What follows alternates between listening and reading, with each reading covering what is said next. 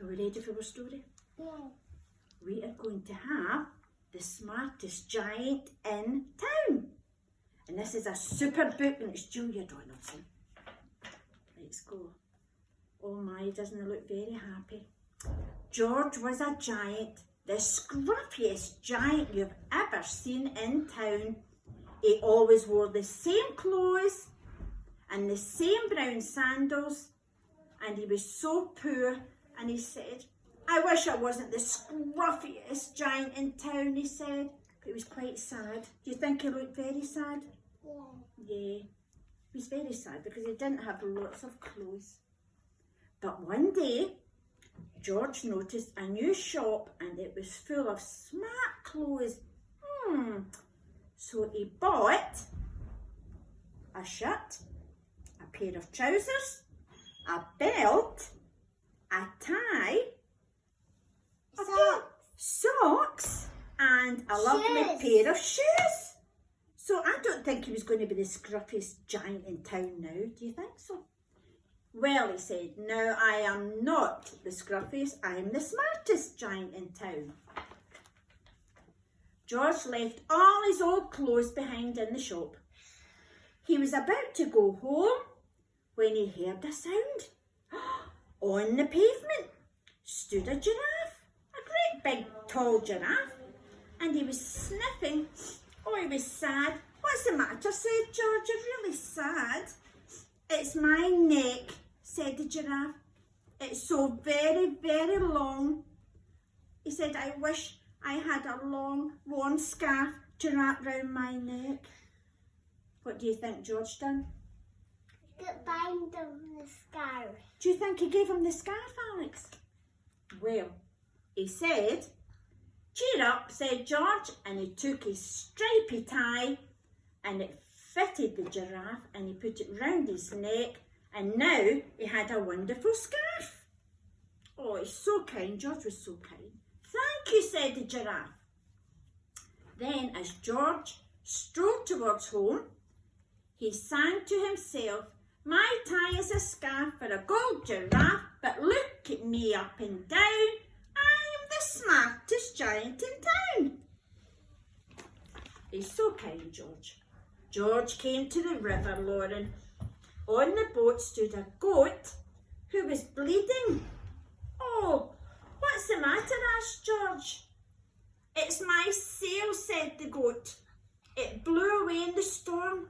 Oh no, in the storm. I wish I had a strong new sail for my boat. He needs a sail, Lucas, for his boat. Cheer up, said George, and he took off his new... What did he take off to use as a sail? His jacket. He did, he took his shirt off. Remember he bought a new shirt? There you are, he said. You can have my shirt and that will be your sail. Oh, what a kind giant. George strode away singing to himself, my tie is a scarf for a gold giraffe, my shirt's on a boat as a sail for a goat. But look me up and down, I'm the smartest giant in town. Lauren, look, he's the smartest giant in town. Then George came to a tiny, ruined house. Beside the house stood a white mouse with lots of baby mice. Wee baby mice, wee totty mice. They were all squeaking. Squeak, squeak, squeak, squeak, squeak, squeak. What's the matter, said George. It's our house, squeaked a wee mouse. It's burnt down. Oh no. Oh, George. Wonder how George is going to help him. I wish we had a nice new house, said the wee mice. Wonder how George can help him. What could George give him that would help the wee mice? His shirt, his sock. You are so right, Alex. Cheer up, said George. I'll take off one of my shoes and that can be your house. Well, they were so happy and they waved to George. Thank you, George. But George had to hop. He hopped along the road, but he didn't mind because he was so happy helping the wee mice. And then he started to sing. My tie is a scarf for a gold giraffe.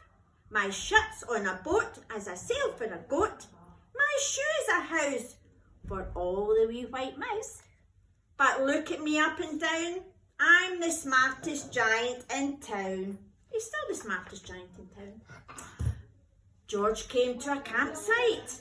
Beside a tent stood a fox. Oh, poor wee fox. And he was crying. What can be the matter with the poor wee fox? It's my sleeping bag, said the fox. It dropped in a puddle.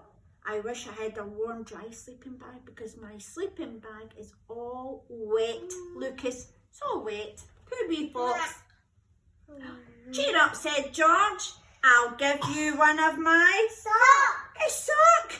He used the socks for a sleeping bag. Ah, it was tickling my toes anyway, he said. And the fox snuggled up in his sock. Oh, he looked so snug. Cosy, cosy. George hopped on singing, my tie is a scarf for a gold giraffe. My shut's on a boat as a sail for the goat. My shoe is a house for the little white mouse. One of my socks is a bed for a fox. But look at me, I'm still the smartest giant in town. Then George came to a big squelchy bog. It was all squelchy. And beside the bog stood a wee dog. He was howling. What's happened to the wee dog? What's the matter? Said George. Eve, what's wrong with the wee dog? What do you think? It's this bag, said the dog. I need to get across, but I can't keep it. It keeps getting stuck in the mud. I wish there was a path, said the wee dog, and then he could get right across the bog to the other side. I wonder how George is going to help him. Maybe belt. No way. Belt. Do you think so? Yeah.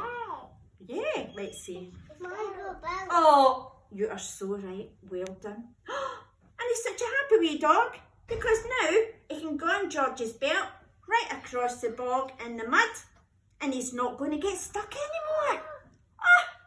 Well done. Thank you, said the dog. You have helped me to get to the other side. So he was such a happy, happy, big, kind giant, wasn't he? And he started to sing again. My tie is a scarf for a gold giraffe. My shut's on a boat for the sail for a Go. My shoe is a house for a little white. Mouse.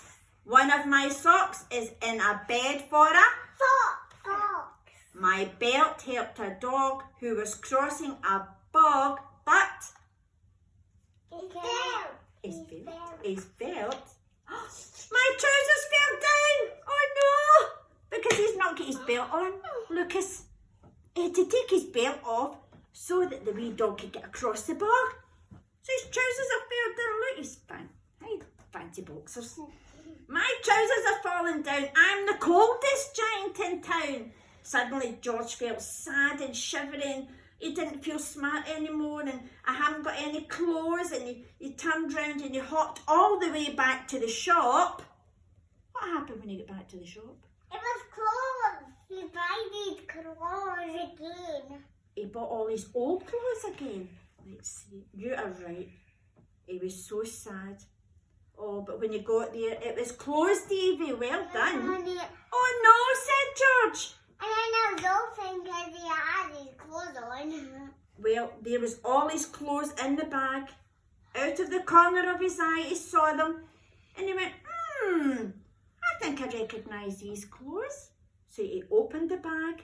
There's my shirt and my trousers and my sock. So I think he just put all his old clothes back on. Look. But he still looked happy, didn't he?